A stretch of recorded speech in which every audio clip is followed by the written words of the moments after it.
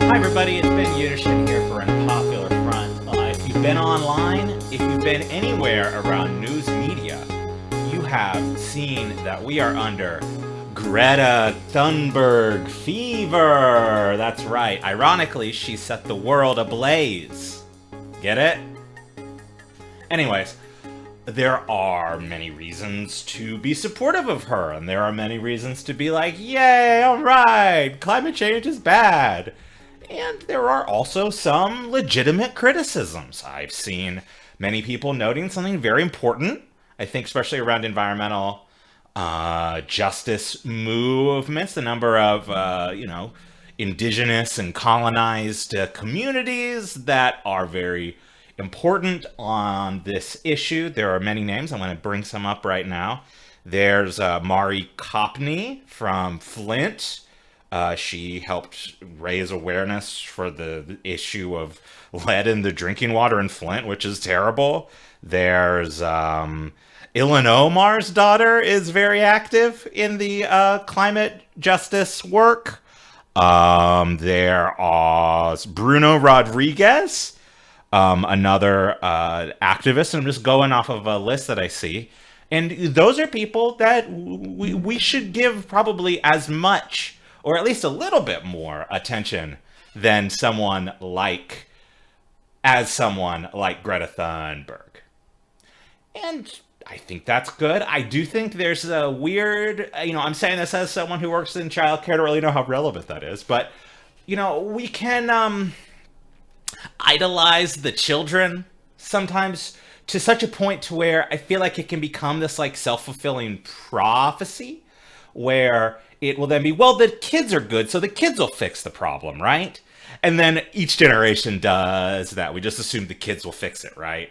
So there's a danger in that, and I think in general, I don't think you need to have a boat go across giant bodies of water to have your opinions and your ideas around social and economic justice and environmental justice matter. But I don't really think that's a main issue. But, so there are many left critiques of Greta Thunberg that are, pretty well-founded. And, I saw some people posting pictures of her and, like, Obama hanging out. And it was like, didn't Obama? Whatever. But there's one thing that I think everyone who's watching this can agree on, which is that the conservatives who are having a meltdown about it are nuts.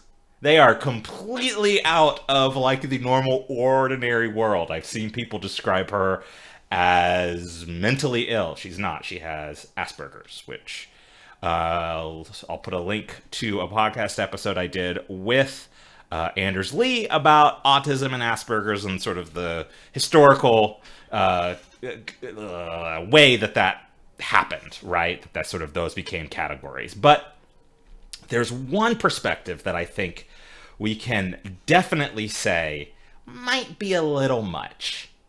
And that's from our good friends at The Federalist. Now, The Federalist, I believe Meghan McCain's husband who told Seth Meyers to stop gargling Lorne Michaels' balls and did some weird kind of anti-Semitic stuff. Which is funny because Meghan McCain apparently loves the Jews as long as it involves American imperialism. But someone really, really special wrote a really amazing article about Greta Thunberg and about this sort of, new youth climate justice, environmentalism, whatever you want to call it, movement. And it's by our good friends at The Federalist. Sumantra Mitra says, climate worship is nothing more than rebranded paganism. That's right, paganism. The very, very, everyone agrees on what paganism is, right? It's a very concise, easily categorized group, and it's not a broad concept that is basically means anything that is not an Abrahamic religion to some people. Anyways, here's what the Federalist has to say about climate justice. Lynn Townsend White Jr., an American historian from Princeton, wrote an influential essay in 1967 at the height of the Cultural Revolution in Western campuses, arguing that Christianity and Judeo-Christian values are responsible for ecological disaster and climate change. I mean, not really. Like, I'm not a Christian. I'm vaguely Jewish. That's not right.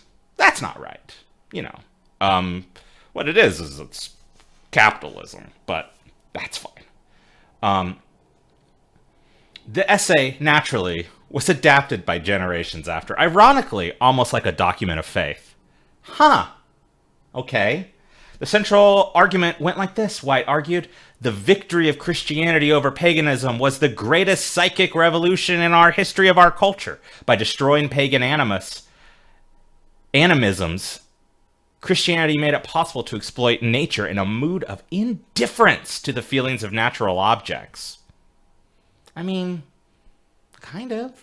Like, it is a message of Christianity that people have interpreted. I wouldn't say this is Christianity itself. There's a lot of really good things about stewardship and about social justice and about, well, let's be honest, pretty anti-capitalist a few thousand years before it really became a big thing in Christianity. But there are parts that you can interpret that way. I would say that's really probably more a function of the societies that had the power versus like the religious documents. But, it's interesting. This is where conservatives are going. Maybe this is sort of like the tradcast take on why climate justice is actually really bad.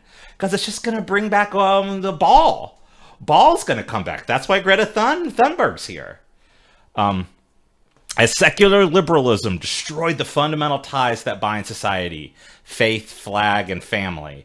That is like definitionally fascist, by the way. So just put that in your head. The human instincts for faith to believe, worship, submit, and fear didn't just go away, but manifested in various other pre-civilized tribal ways. For example, a liberal seminary encouraged its students to skip classes to pray and confess sins in front of potted plants. Okay. That seems like you should probably just go to class because you're paying for it. In Switzerland, 250 people in full funeral garb mourned the apparent approaching death of a glacier. Guys, that's actually serious. Like, I understand that it's like, it's not a person. Why are they mourning it? That's like a pretty big deal. So I don't think that them mourning the glacier is that kooky. I mean, aren't there a lot of people who probably are reading the Federalist who are like, I don't know, trads or religious conservatives in some way who like, go look for relics and like want to like touch a picture of the Virgin Mother. Like, it's kind of the same thing. If actually this is a little more grounded. Anyways, that's why members of Extinction Rebellion do what they do. They put Extinction Rebellion in quotes. It's an organization. You don't have to put it in quotes. That's its actual name. Extinction Rebellion is an apocalyptic cult that wants to radically end everything around you, from your private cars to the burgers you eat and the plastic chairs in your yard. That's right. It is a cult that was formed after its founder took psychedelic drugs and prayed for social change. You mean a normal weekend? Members have blocked DC and London intersections. How dare you block traffic? Twerking the way people in pre-civilized era would perform a fertility dance to pray to Gaia. Now, I don't want to get too far down this rabbit hole, but it's funny considering, I don't know how paganistic a lot of Christianity is. Like, I'm Jewish, so I'm going to say Christians are a little bit more of a pagan. Let me think of a few reasons why. Let's see. Saints aren't really like a thing. It's sort of in like the original Jewish tradition that Christianity comes out of. Nowadays, they like to claim us so high, Judeo-Christian values and all that stuff. Jews didn't really do that kind of shit. And also, the other major Abrahamic religion, Islam, doesn't even let you draw a picture of God, much less like have like an array of action figures. That's just another way of adding the pantheon. So like, I don't know, maybe this person doesn't believe in saints. They're very consistent. Then there's our Saint Greta, our perpetual teen of sorrow. I have been comparing her worship to Joan of Arc ever since she was invited to the British Parliament, the birthplace of modern democracy. I mean, okay.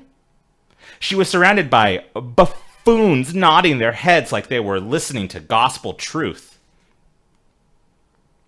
I wrote about her long before the new woke capital fanatics adopted her as a pawn. Ugh, God. I hate it because it's like using the term woke capital is definitely probably a thing I will intermittently probably end up saying at some point on this channel. And this is sort of a good example to me of how we need to be open, I think, to having a sort of left-wing critique of something like Greta Thunberg, or the ways that institutions will use these movements and activists for their own good. And we shouldn't just be like, any criticism is terrible. Because we need to keep that lane open, because inevitably there's going to be some point where someone from these groups are going to, like, punch left. So, you got to keep it open. That's why, let's not be sanctimonious about it. Your job is not to protect Greta Thunberg online. In a recent speech to the UN, while clearly having an emotional meltdown, she told assorted leaders, voices trembling, that they failed the children and history wouldn't be kind. The gatekeepers, quote, immediately hailed her as a brave savior, as well as a vulnerable, autistic teen who shouldn't be bullied. I mean, in general, I don't think you should be bullied, regardless of if you're autistic or not. Now, should people who write for the Federalist be bullied? That's a different subject. So there you have it. Sexualized dances, psychedelic hallucinogens, worshipping nature and confessing sins, and pagan animism, worshipping purified teen saints and throwing them up on an altar, bereft of their childhood to promote a greater cause. Add to that the witches hexing Brett Kavanaugh.